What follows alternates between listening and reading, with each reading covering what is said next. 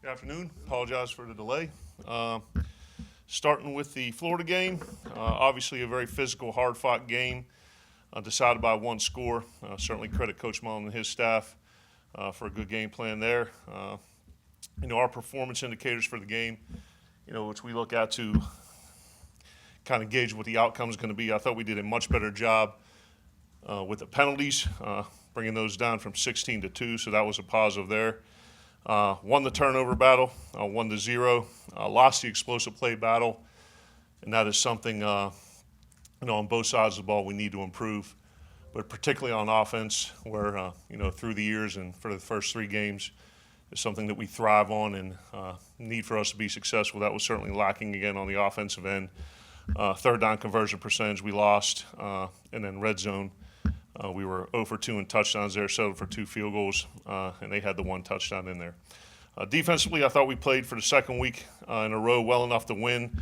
We bent, but we didn't break. Played a little bit better on third down than we did offensively, and certainly in the compete zone down in the red zone did a good job, outside of the one-trick play, holding the field goals. And, the defense continually gave us an opportunity to get the ball back and get a chance to score and win. Special teams-wise, I thought we held our own. I didn't think we did anything to influence the game one way or the other.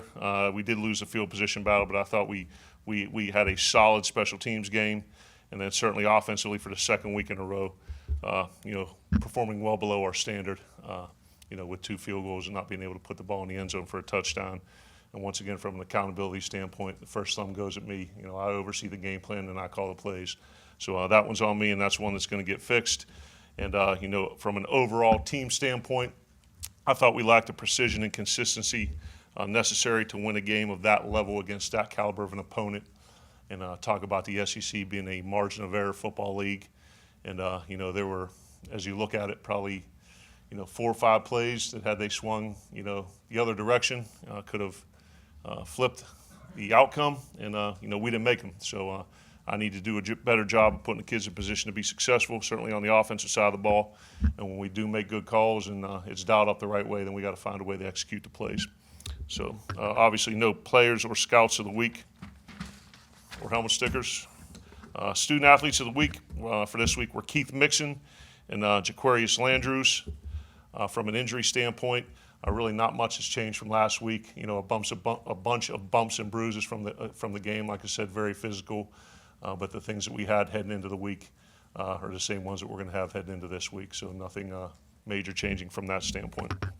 Moving on to Auburn, obviously led by Gus Malzahn, 49-23 in his 6 years there. Has won or played in the conference championship in 7 of his 12 seasons as a head coach, and was a 2013 National Coach of the Year. Their prolific offense is led by quarterback coach Chip Lindsey. They play the spread, use a variety of personnel groupings, and some unorthodox formations, which throughout the season, we've kind of seen them more and more, formation in the sideline, trips in the sideline, so that's something we're going to have to defend again. Averaging 33 points a game, rushing for 179 and throwing for 198. The quarterback, Jared Stidham, is a fantastic player, 963 yards passing this year, operates the system well. A lot of people have him, ranked or graded as a potential first-round prospect. 2 running backs, very, very talented, Cam Martin, number 9, and 28, Jatarvius Whitlow. He's their leading rusher. And then wide receiver, number 23, Ryan Davis, quick, agile, veteran, senior. Certainly a guy that we're going to have to, pay close attention to on the back end.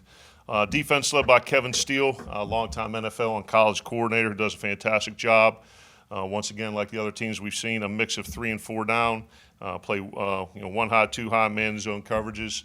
Third down, do a great job pressuring. They are the 3rd-ranked scoring defense in the country, 5th in third down conversion percentage, and 7th in turnovers. They've given up 5 touchdowns the entire season, and only 1 of them on the ground. And interesting to see, looking at the scoring defense rankings from this year, that 6 of the top 10 scoring defenses are from the SEC, and we played 2 of those 3 already, and now we'll have another opportunity to go against one this week. Special teams led by Larry Porter, his 2nd year, kind of a simple scheme that allows his players to play fast, averaging almost 30 yards on a kickoff return with 1 touchdown. They have blocked 2 punts, and they have a 14.5-yard average. and have a bunch of guys there. The punter, number 90, extremely accurate, averaging almost 45 a kick with 5 over 50 and 6 inside the 20. And the kicker has 85% touchbacks, 6 of 12 on field goals, with a long of 53. All right, moving forward to the things that we're going to need to do to be successful. We're going to have to continue to stick together. Going to be able to, like after the first 3 games, handle prosperity, and after the past 2, continue to handle adversity and know how to bounce back from it. We're going to continue to need great leadership, all right, from our coaches and from our players, and continue to be a unit that takes accountability, starting with me, pointing a thumb and not a finger. Had a great meeting with our captains and our leadership council on Sunday night, discussing the things that went wrong with the game and the things that we need to continue to do to improve. And I think a guy that's not on either of those but has kind of stepped to the forefront to become a great leader for us is Jonathan Abram. He's a guy after the game when it was very emotional, and obviously guys, weren't pleased with the outcome, stepped in front of the team, before I had a chance to talk, and talked about how the team was in the exact same position as last year after 5 games, being 3-2, and certainly coming off a 31-3 loss to Georgia and a 49-10 loss to Auburn, that we have, the entire season in front of us, plenty of room to improve, and like I said, being here to elevate the program from good to great.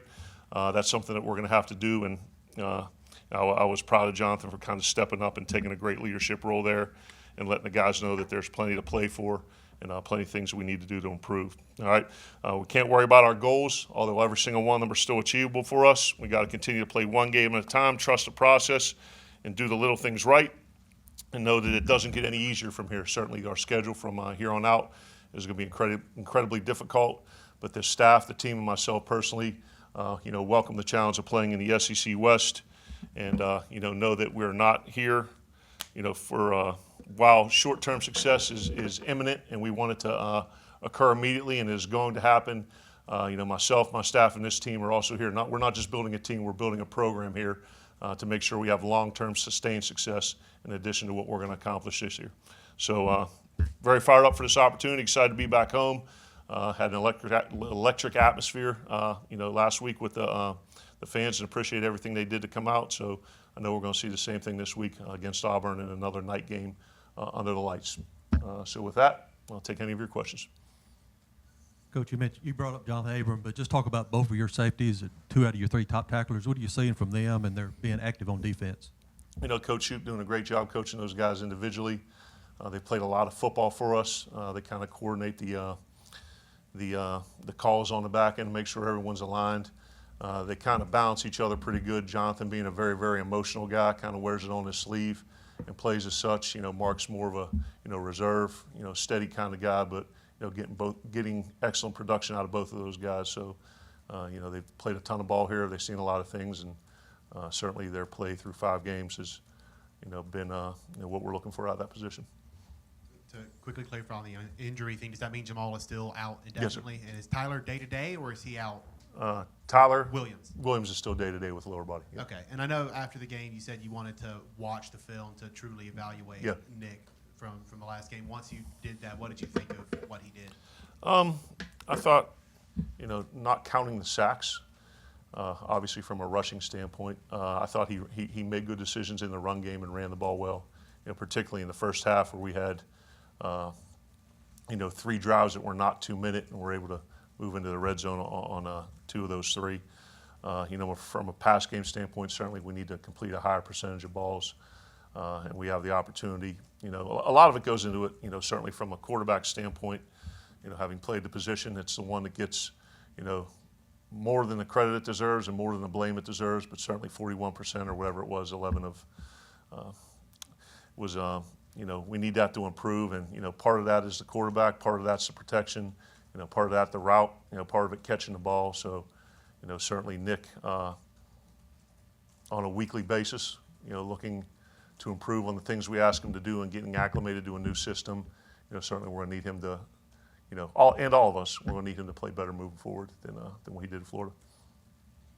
Coach, when you have a situation like with Osiris Mitchell drop a big pass like that as a young player, how do you kind of coach him through that to kind of help him move forward? Yeah, yelling at him ain't going to solve anything. Except put him more in the tank. The kid knows he made a mistake and had a critical drop, but to me, you pat him on the head, tell him you're going to need him, in this game. You're going to need him moving forward and really correct the issue, not the play. And, what happened there is he tried to run before he caught the ball. So the term Coach Getsy and I use are eyes to the tuck. When you catch the ball, you tuck it in before you start running. And, he's our leading receiver. He's got a lot of great football in front of him, had an unfortunate play. But to me, you gotta correct in those instances. And that's what we try to do. Chris Bolton, WCBI. Hey, Chris. Okay, we had Keaton and Nick in for a package this past game. Moving forward, are we going to see more Keaton in packages, or was that just part of the game script?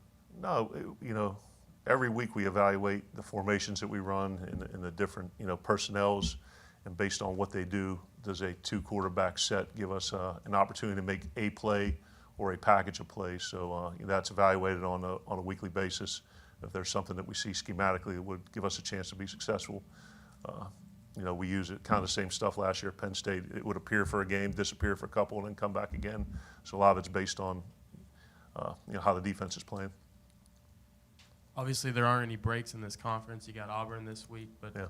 you mentioned how good their defense is. With your struggling offense, how do you, talk to your guys and make it more about you guys than this great defense that you're about to face? Yeah, I think that's a good question. It's at the end of the day about making sure as coaches we game plan, and do a good job today and throughout the week, putting a plan together to put the kids in position to be successful. That we practice that well throughout the course of the week, with great physicality and improved precision.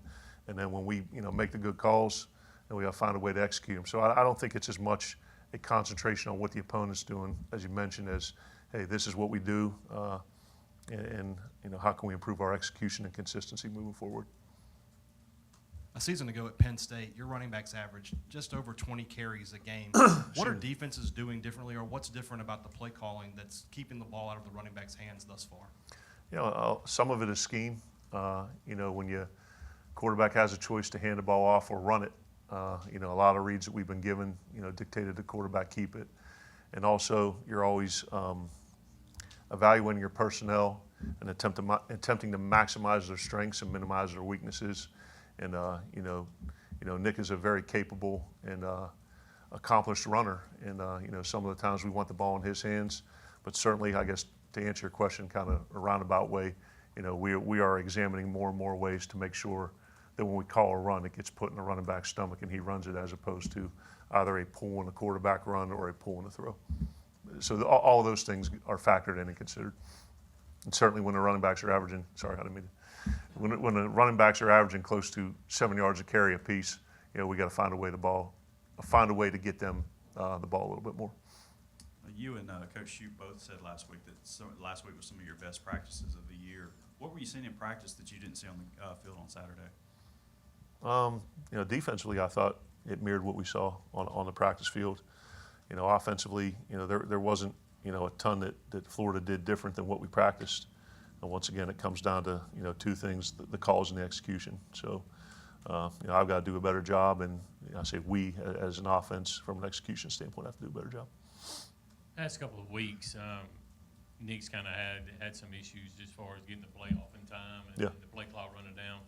What have you seen there as far as what can be corrected, and just on film, what have you seen to contribute to that? Yeah, I think we had one delay against Kansas State maybe early on in the year. So, our style of offense is predicated on getting the best play possible against the look presented rather than running a poor play quickly. So a lot of that is by design. Certainly with us getting the play in quicker, it can help with some time on the clock. But I don't think that's incredibly abnormal, us using that much of the clock. But certainly you'd like to have it snapped before one. I guess that's the question. We heard Nick kind of shoulder a lot of that, a lot of the issues and just the problems that you were having. How do you coach him through that so it's not continuously that blame isn't affecting his execution going forward? Yeah, confidence isn't certainly one of Nick's issues. So I think a bad game or bad quarter, bad half, bad play. I mean, he's going to guy that has supreme confidence in himself, and like we all do offensively. So with Nick, that's not something that we harp on with him because his confidence is usually sky high. With Simmons and Sweat, I know they get a lot of the the pub from the defensive side of the football, but how big of a role has Errol Thompson played in letting your defense be what it's been? Yeah, between him, Leo, and Willie, I think they're, and Brian Cole, kind of a nickel linebacker position. I think those guys at the second level are doing a very good job. You know, Coach Luka Boone, Coach Shue, putting in a good position to be successful. But you know, Errol's a guy that makes all the calls. You know, gets the front set. You know, gets the pressure going to where it needs to go. So kind of, you talk about the center being the eyes and ears of the front of the operation. You know, Errol's kind of the eyes and ears of the defensive operation, getting everything, you know, organized and aligned. Kind of going back to Nick's confidence, and this is a lot because you guys have been behind the sticks in the last 2 weeks, but how much do you think we'll see going forward, you know, short passes, maybe some screen passes, just to get some completions, and then maybe he can complete more stuff down the field after that? Yeah. You know, that is something, you know, on a weekly basis on, you know, Sundays when we come in and kind of do our evaluation of the game. You know, we talk about personnel, and, you know, we evaluate that on a really weekly and daily basis of, you know, who puts us in the best position to be successful. And then once you determine who those 11 people are going to be, what can we do schematically to, as I mentioned before, maximize their strengths and minimize their weaknesses.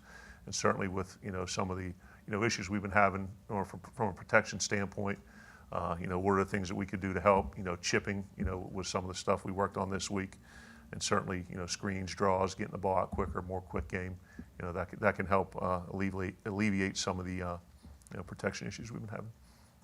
You mentioned getting the best 11 on the field after the game Saturday. Yep. How open is competition this week in terms of playing time? Yeah, I mean, win, lose, or draw, it's always open. So it's, and not like we went in Sunday and said, all right, you know, we lost our second consecutive game and didn't play well on offense again. You know, today we're going to decide to evaluate personnel and make changes. So even after wins, we come in and say, hey, this guy performed well, this guy didn't. You know, is there a rotation or a change that we can make to improve us moving forward? Coach, kind of taking an inventory of where you are, what are maybe you encouraged by and disappointed in at this point in the season? You know, I think, you know, overall, I'd like to be 5-0, not 3-2. I'd like to have 2 wins in the SEC and not none. But I think from an overall program standpoint, I like the way that our culture is heading and the kids believe in the things that we're stressing on a daily basis to build a long-term, sustained, successful program: discipline, accountability, attention to detail, selflessness. So I like where all those things are heading on and off the field. I think we've performed very well defensively throughout the first 5 games. You know, certainly at the end of the Kentucky game, it got away from us a little bit with some leaky yardage and a couple points. But a lot of that stems back to our, you know, offensive inability to sustain a drive. And then offensively, I think we played well for the first 3 games and, you know, below our standard, you know, in the last 2. And special teams, I think we've been solid. So, you know, from an overall standpoint, you know, I think we need to continue to do the things we're doing defensively, you know, not rest on our laurels, continue to improve there. I think we're top 10 in a couple of different categories.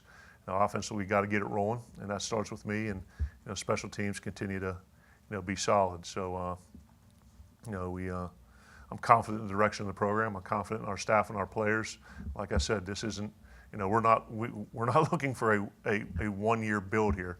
You know, we're looking to, you know, put together a long-term, sustained, successful program where we're consistent in our behaviors, and that'll in turn lead to consistency in our production, where it's not 8 wins, 6 wins, 7 wins. We want to make sure that as we build this, we're building it at the highest level. You talked about pass protection a little bit. What have you seen in the last 2 games out of your offensive line that's kind of slipped in that area? And if it's more so what other teams are doing and what you guys aren't doing, how do you fix that going forward? Because obviously there's a lot of good defensive lines in this conference. Yeah, starting with you know, number 5 this week. He's a pretty good player. I think I might have skipped over those guys, but, you know, number 5 is a first-round guy. They have, you know, very active linebackers, 57, and then you know, the back end, they have got a bunch of long defensive backs that can cover, haven't given up much pass yardage. But you know, I think the interior, the core of our offensive line has performed a little bit better than the edges in pass protection. You know, I think some of that is relative to the players that we've seen. You know, 99 for Florida and 41 for Kentucky have been very good players. But once again, I think it's a combination of things. You know, and mixing up some of the things we're doing, make sure we're changing the launch point. You know, the third down blitzes we've seen, making sure we're picking those things up, and once again, not to keep harping back, but make sure we're doing things schematically to put our kids in position to be successful, and making sure we have the right people in there. How much does field position factor into the success of the offense and defense? Very much so. I think you look, obviously at studies on average drive start. I guess common sense would dictate that the further you have to go, the less chance you have to score a touchdown or a field goal. And I think ours was the -19 for this past game, our average starting field position. So that's an 81-yard touchdown drive, and I think theirs was in the mid-30s. So certainly, I think we've done a real good job on our kickoff return unit. I think we took a little slip back this week, but the further we can get the ball, and that goes to defensive stops as well. Getting 3 and outs, making a punt, and getting field position. So that's critical. What was kind of the attitude and morale of the team when you got them back last night, and how'd that practice go? Practice went good. They were stinging a little bit in our team meeting. They were a little bit sore and upset, as were all of us, and they should be. I don't want guys in there hooting and hollering after a loss, but certainly you don't want them to internalize it. And to me, the most important thing is correct the things that need to be fixed, and then move on. So we went through practice. Went through the Florida corrections and then moved on to Auburn prep. So thought they did a good job shaking it off. I know injuries can dictate this, but up to this point, you feel like Marcus Murphy him and Goodman be the only 2 true freshmen that don't redshirt this year. Who was the second one? Scott Goodman and Marcus Murphy. Yeah, Wop won't redshirt either. Yeah, so Marcus and Wop are doing a very, very good job for us on special teams, kind of working to fight their way into the rotation at receiver and safety. And then Goodman certainly for a walk-on kid, true freshman. I think he's been doing a real good job at kicker.